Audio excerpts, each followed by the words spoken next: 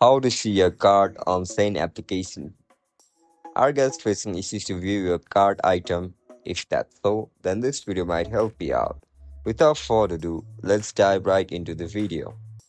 So first of all, open Shein application on your mobile device. Once you open the app, now log in into your account with your registered email and password. As soon as you get logged in, look at the bottom of your screen where you can see the option for category, train, and cart. Tap on cart. Over here you can see your cart item. That's it guys.